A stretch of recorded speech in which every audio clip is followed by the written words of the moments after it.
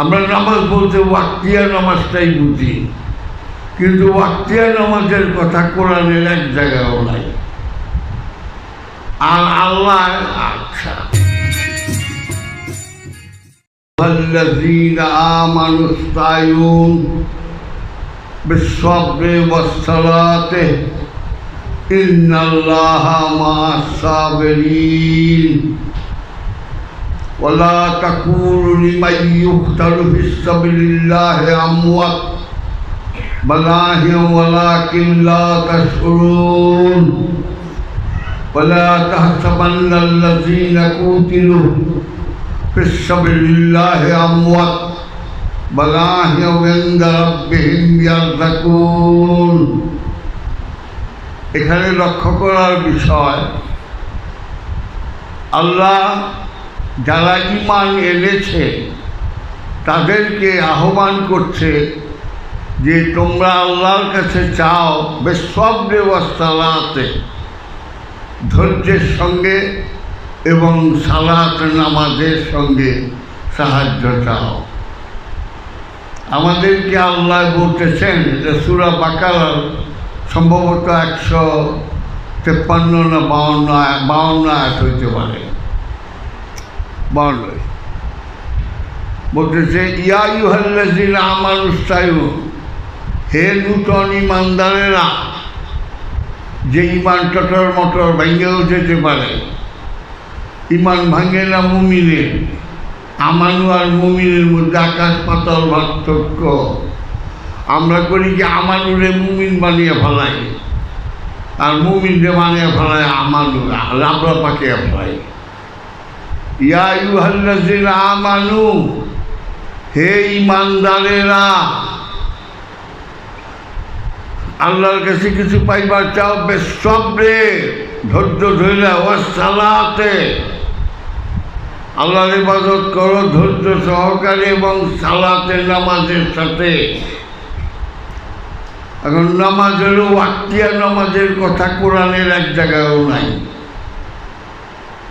আমরা যে 82 বার নামাজ পড়ি, 82 বার বলছে, একবারও তন্ন তন্ন করে কই যাও ওয়াক্তিয়া নামাজের পাইলাম না। একবার পাইলাম দায়েমি সালাত 24 ঘন্টা নামাজে। তো 24 ঘন্টা নামাজ পড়বো কেমনে?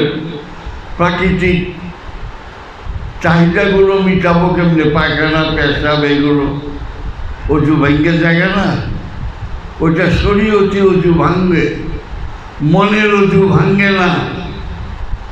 এই জন্য সূরা মারেজের 23 নম্বর আয়াতে আল্লাহ পাক বলছেন তারাই মুসল্লি যারা সালাতের উপরে দায়েমুন, আর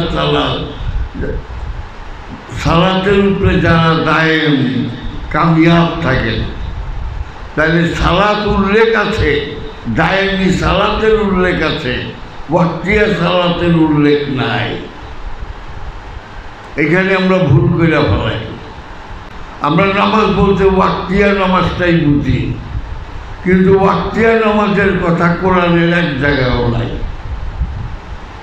আর আল্লাহ আচ্ছা এখন আমাকে বললো আল্লাহ যে সাহায্য চাও হে ঈমানদার, সাহায্য চাও ধৈর্য সহকারে এবং ইবাদতের সাহায্যে, নামাজের সাহায্যে। ঠিক আছে, লাস্টে কি কইতেছে? ইন্নাল্লাহা মা'আস-সাবিরিন, নিশ্চয়ই আল্লাহ ধৈর্যশীলদের সঙ্গে থাকেন। একবারও বললেন না কোরআনে আমি নামাজীদের সঙ্গেও থাকি। ইন্নাল্লাহা মা'আস-সাবিরিন, ধৈর্যশীলদের সঙ্গে থাকি এবং নামাজীদের সঙ্গে থাকি। ওয়ামাল মুসাল্লিন নাই, ওয়ামাল মুসাল্লিন, নামাজীর সঙ্গে থাকি কোরআনের এক জায়গাও নাই। আমার বই কি আছে? ইন্নাল্লাহা মা'আস-সাবিরিন, নিশ্চয়ই আমি ধৈর্যশীলদের সঙ্গে থাকি। আচ্ছা, এবং নামাজীদের সঙ্গে আসবি কি? ওয়ামাল মুসাল্লিন নাই।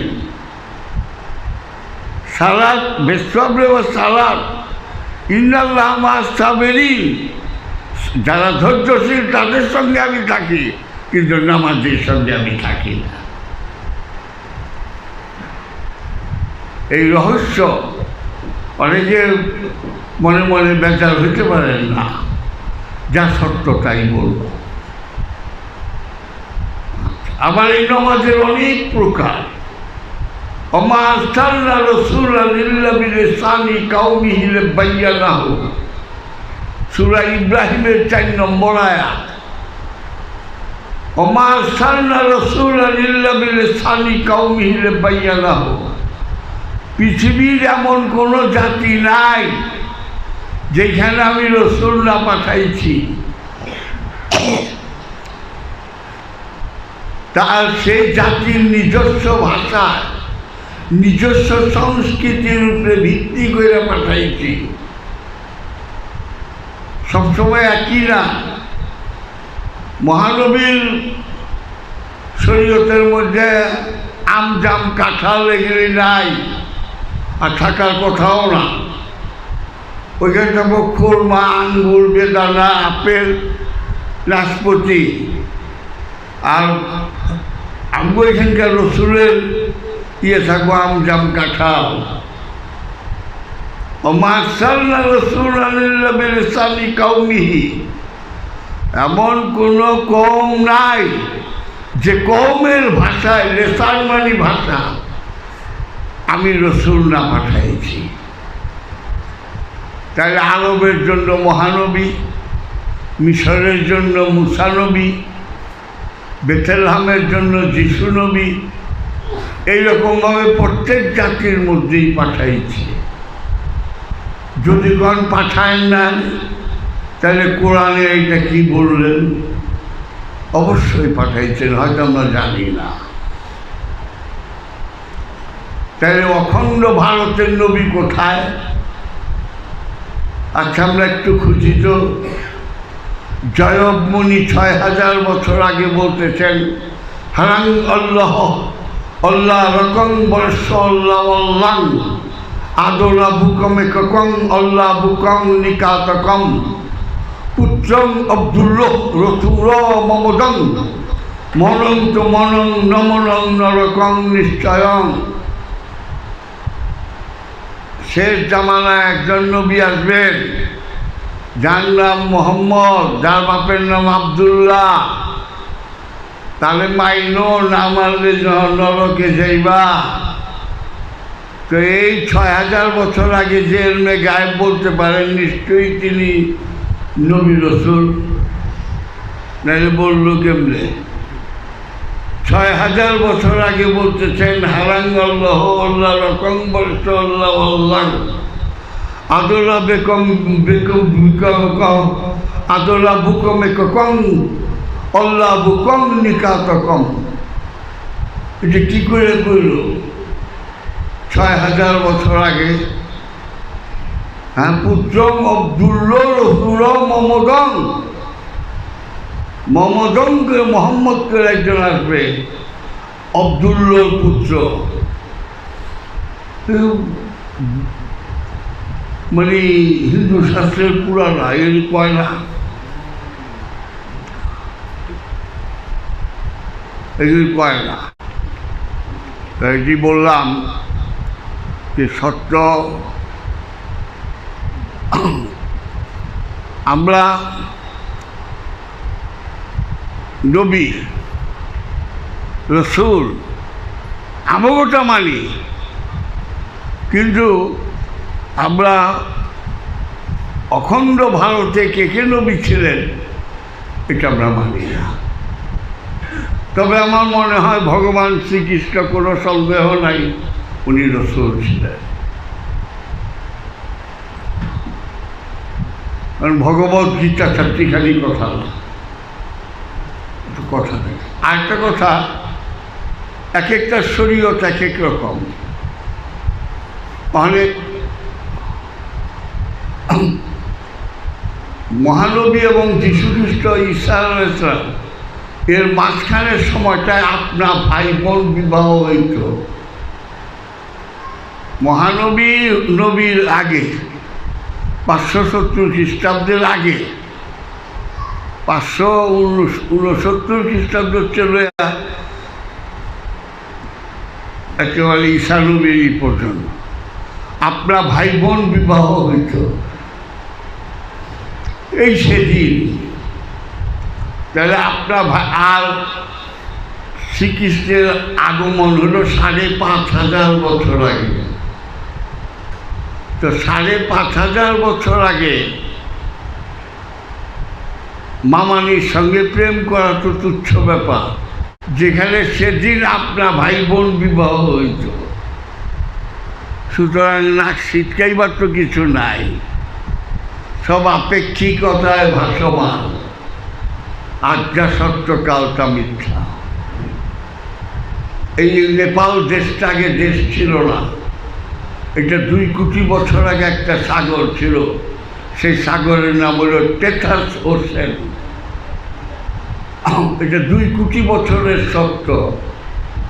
সুতরাং এই আপেক্ষিকতাই সব ভাসমান। ওই ভগবান শ্রীকৃষ্ণের জামানার শরীয়ত আর এখনকার শরীয়ত কখনোই এক হয় না। আমরা ছোটকালে টেলিভিশন কালে স্বপ্ন কল্পনা করিনি। এক রেডিও পাইছি 2 জনের বাড়ি, আর কলের গান ছিল আমার চেয়ারম্যান জুনু চৌধুরীর বাড়ি। তাও চানাচুর বাজার চঙ্গা দিয়ে কইত যে আজ সন্ধ্যার সময় কল যন্ত্র গান গাইবে, আপনারা আসবেন, দেখে যান দুনিয়ায় কি শুরু হয়ে গেছে, যন্ত্র গান গায়। তামপুরা মান আমিও গেছি। চৌধুরী সাহেবের বাড়ির মাঠমুট কিচ্ছু নাই, সব বিল্ডিং হয়ে গেছে।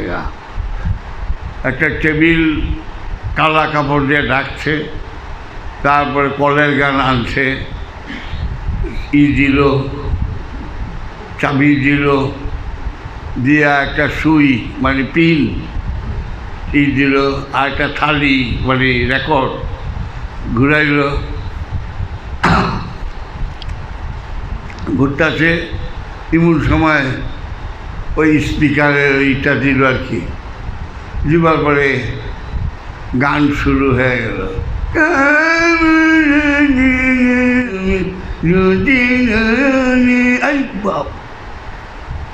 কুত্তাও মনে শুই না আমরা, হাই হাই ঠিকই তো যন্ত্রশালায় গান গায়। তো বেগুন বাড়িতে 2-3 আমার বইতে আছে না, 3-4 জন আইছিল। একজনকে বুঝছ, কয় কি দাদা, কয় আমি বুঝে গেছি। কি বুঝলেন? কয় এই যে টেবিলটা দেওয়া না কালা কাপড় দিয়ে ঢাকায়, এর ভিতরে একটা মানুষ গান গাইতেছে, আর উপরে বাঁচতেছে গেলে দেখাইতেছে। দেখো যে এই যে ঘুরতেছে, আসলে প্রেসিডেন্ট করতো তো, এটা করবে গেলে মাইক খাওয়া লাগবো। পেরে সব জায়গা বুঝছো না, বুঝে গেছে গা।